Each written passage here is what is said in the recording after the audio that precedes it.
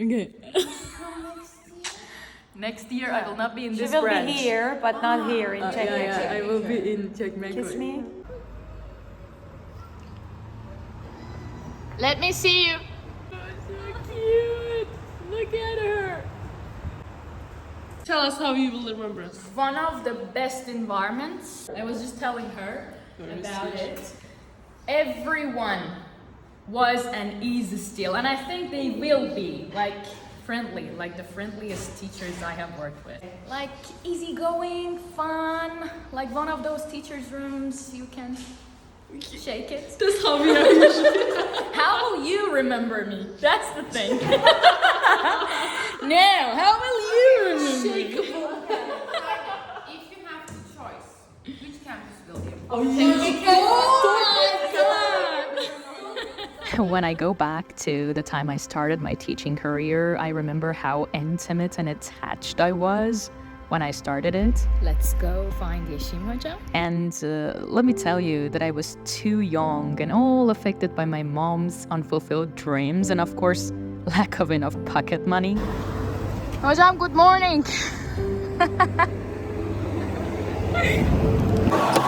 I was filming. How are you? Good morning. Yeah, this is how we go to school. Every Monday. And Wednesday. I am really sleepy. As a 19-year-old, I didn't fully know why I wanted this job. So I used to knock on every door. Do you want teachers? Are you looking for teachers? Usually they'd look at my young face, the old punky loose pants I was wearing, all the rings on my hand and the messy hair. They'd be like, not at the moment, but leave your number. We'll give you a call if we do. And of course none of them did. Nobody told me I needed to look a certain way to get the job, and I was more stubborn to want to change Serbi for a better result. And so, one day, in one of those hopeless interviews, the guy liked me after almost 20 disappointing attempts. How are you? It's my last day here in Vadi, Istanbul, so I'm recording some videos. Thank you so much. See you. He looked at my weird backpack and said, "You might have a chance with us. I like your energy." And that is how it all began. I was finally in. They hired me in one of the best institutions in Tehran to teach English to kids. I will never forget that feeling, that rush. I got out of that room with my weird-looking backpack covered with a million pixels of my most favorite quotes taken from Hollywood movies and called my mom. "They want me, Mom. I'm in. I'm a teacher now." And the journey began with an important lesson. Not everybody will be willing to work with you, but that doesn't mean nobody will.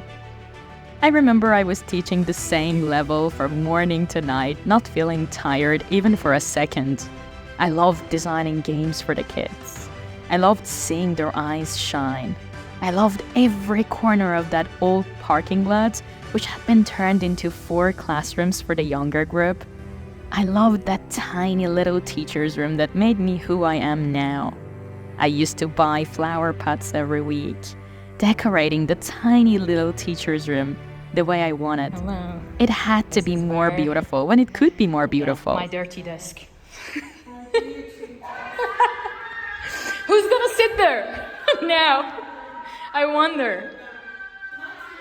Yeah, not me. Definitely.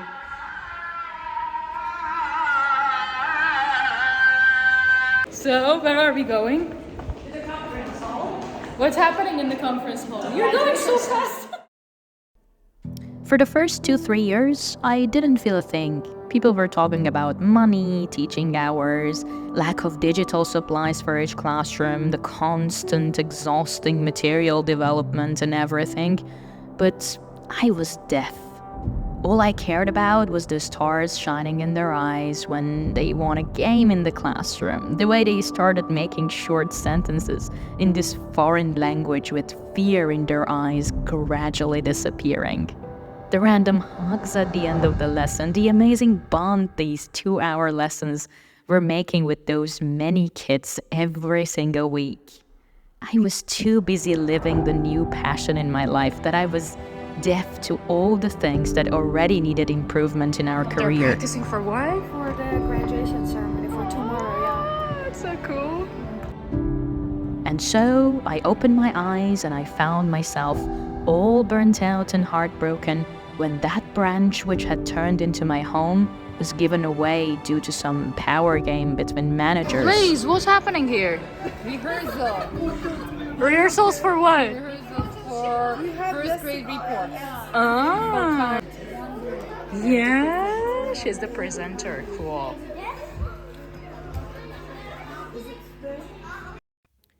For the first time in my career life, I experienced the change of workplace. I remember I cried the day I had to take my flower pots home. The day I entered the new institute, which I knew nobody inside. They only had the weekend lessons for me because I was a newcomer. I mean, it was not a big institute, so I was the only teacher teaching weekend lessons. I remember how dark the corridors were when I entered.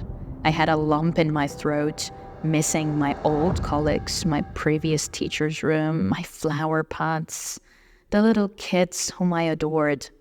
And so I entered the classroom to find 5 grown-ups sitting all bored at the corner, speaking about how boring it is to be in a language class in the morning of a weekend.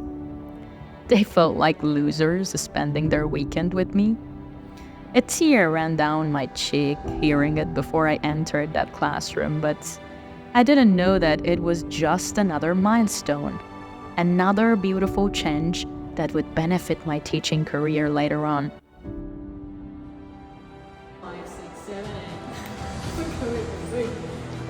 1, 2. Ay, İlker Bey. Yes. 1, 2, 3, go. And I'm Sarvi. Cut.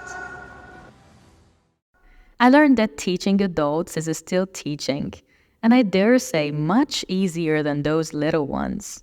They were wiser, a bit harder to engage in the beginning, and more detail-oriented.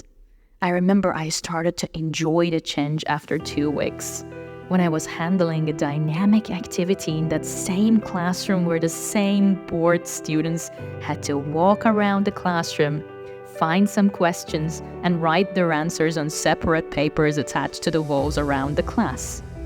And I could see some of them smiling while doing so. It was there and then that I realized I was good at this. What I really liked about teaching back in Iran in those days was the constant need to learn about teaching methods. We would be observed once a term and given feedback the day after. Feedback that was gradually turning me into a more analytical and reflective teacher I am now. I was lucky to have received those feedback sessions from the ELT legends, whom I still owe everything to this day. I learned on the way that good teachers observe themselves more than anyone else. They accept failures easily because they have a plan. They're not scared of saying, I don't know, and they never get scared of change. They are always open to new learning experiences, and they never stay in the same teaching environment for long. Because in order to provide a better learning experience, one has to have seen many. Well, it's the end of the year, and usually teachers look like this when it's the end of the year. We are kind of burnt out, but not in a bad way, in a good way. It's my last day in Vadi, and to tell the truth, I think what I will miss more than anything else is definitely the coffee machine. There was another one. Hello, our German teacher. You know, next year I will not be in this campus. I am keeping as many memories as I can. And how will you remember me? Will you even remember me? You are. That is a really tough question. We will remember the stories you told us about everything. You have a rebellious spirit. I'll always remember you with that one. The And rebellious. you're one of the spirit. best teachers I've ever seen. Ay, thank you so much. I would like to say thank you to Burcu as she wasn't here today. We had to come by bus. Oh, It was a torture. Wow. That's why you came. Burcu, we love you, Burcu. Burcu, we love you. I will miss you. I'm looking at your eyes now, not the glass. But we'll miss you. I will miss you too. Thank you so much.